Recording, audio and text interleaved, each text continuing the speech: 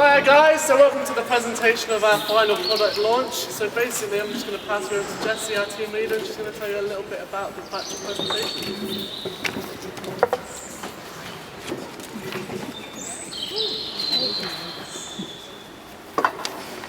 Welcome to our end of first year celebration and product launch.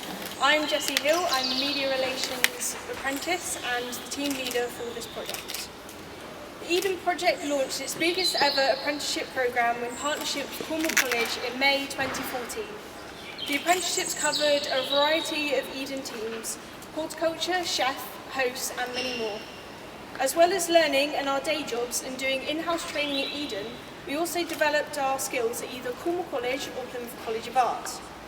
In January, the 13 of us began the Plough to Plate project as part of our apprenticeship. The project encouraged us to work as a team to design and promote a new product to potentially sell at the Eden Project shop. Each of us had to contribute to the project using skills we had already learned and gained during our job roles so far. The project got us thinking about one of Eden's most important stories, which is our dependence on plants for food. Over the course of the past 9 months, we have developed our idea, researched and planned our execution of our product. I will now pass you over to Matt and Tom, who will talk about our initial ideas and our chosen product.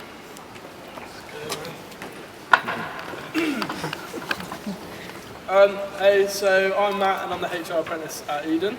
I'm Tom, I'm a service host apprentice at Eden. So shortly after starting here, Eden very kindly sprung upon us this project. And the brief of it was, as Jessie said, to create a product to be sold in the retail shop. And the underlying message of that was to be able to show the journey from growing this product to putting it on the plate and selling it, hence the name Plough to Plate. So after being given the brief, we all kind of came up and we was all excited, coming up with initial ideas. And one of the ideas we had was to make a hamper full of a selection of products such as like chutneys, cheeses, crackers and pâtés. And we followed through this idea for a little bit until we found out that maybe the possibility of it was a little bit ambitious and the cost of production was quite high from what we found at the time. And so from there we went on to develop just one of the products within that hamper, which is the chutney that we have today. And everyone will explain a little bit about that product shortly. So yeah. So basically the product we come up with, guys, after all the different testings and selections we have, is a tomato and chilli chutney. We already sell chutneys in the shop, but it's completely different. We've added a superfruit called lucuma. So of course baobab is focused on very particularly here for engagement, for health foods, for everything like that. So we have a fruit called lucuma that we're adding to our chutney. Basically the horticultural apprentice is going to tell you about it in a minute, but it's a brilliant healthy substance and it has so many health benefits that make it advantageous to put in the actual chutney itself. Also the jar is completely reusable. We have a lot of people telling us that our kilner jars that we use across site for like loads of different things in the later team, using chutneys, different things, are very, very reusable sort of thing, and that they want more jars to be sold actually at the place and at the Eden project. So we've actually got the jars now and they're reusable completely, so it's just recycling and everything like that which the Eden project stands for. But yeah. Another thing we actually had to go through to get to the point we are now is a lot of failure and restarting and moving things around and making sure everything was happy with the idea. I think there's mentions of candy floss at some point. Not quite sure what that was about, but and we found out that with failure it's not such a bad thing as we thought originally. We thought that after all, when we have failures, we learn that we have different strengths in the team. So we have different strengths to graphics, all the different teams we work in, and that also works on site as well. So we all have different strengths and weaknesses that we can all balance against each other to make the perfect team that we have now. So yeah. So to the horticulture to talk a little bit more about their apprenticeship side of things.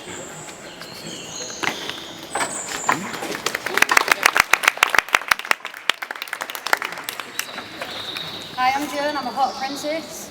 Ideally the hot apprentices would like to be able to grow the produce in using the chutney, but unfortunately due to time and facilities we're unable to do so.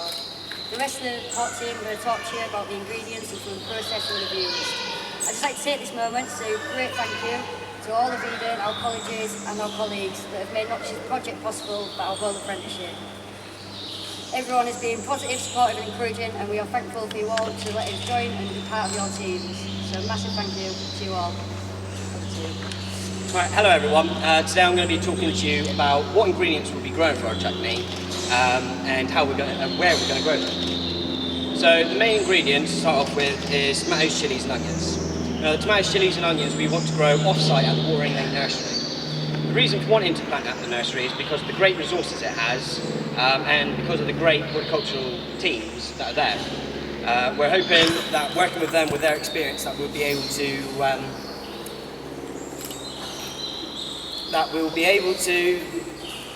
one minute, just need a breather. It's those birds, telling us birds.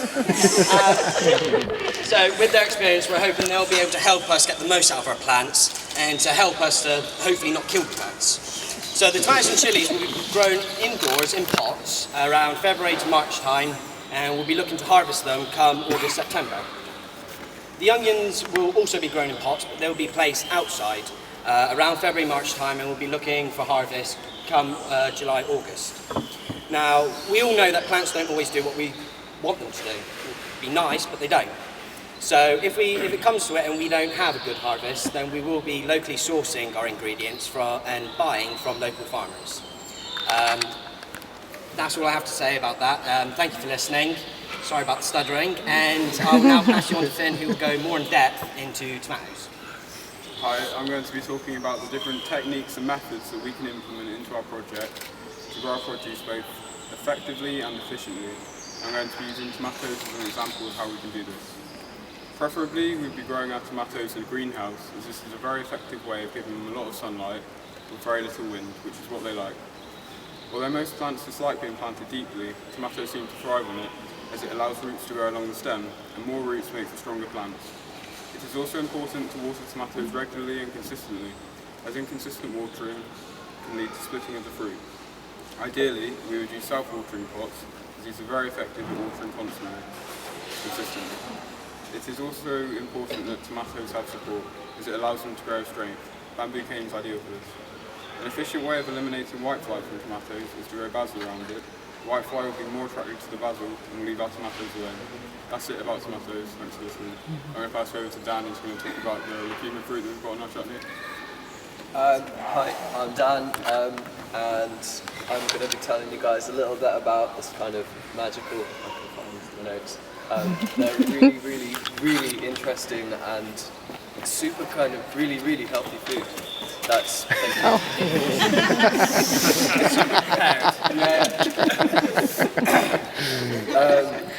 basically, lucuma fruit, is best grown in kind of subtropical and tropical rainforests, which unfortunately we can't quite replicate here at Eden. Well, we can replicate, but we can't grow in the quantities to be able to produce this food viable to be able to cook with. So I'll give you a little bit of information about it. It was once referred to as the gold of the Incas, and it's got a really smooth butterscotch kind of creamy caramel taste to it. And I can't stress enough how healthy this food is. Being dubbed as a superfood, just with the oils from the nut that can actually anti-aging properties, skin healing properties, all sorts of really interesting things. But I mean, that's the nut, we're not actually using that bit. The flesh of the fruit has actually got 14 essential trace elements. It's high in iron, sodium, potassium, magnesium, phosphorus, niacin and vitamin B3, which actually helps soothe the nervous system. And the carotene in it, which gives it kind of this really orangey golden colour. Helps against free radical damages. So as well as being kind of an almost anti-carcinogenic factor of this fruit, anti-aging and an eye protective, because it's got such a sweet taste, it can be supplemented for natural sugars in the food. So we can make it taste really nice and sweet, but without all of the empty calories of artificial sweeteners and without high blood sugar levels for anyone who's got diabetes. So we really hope you enjoy this chutney and enjoy it.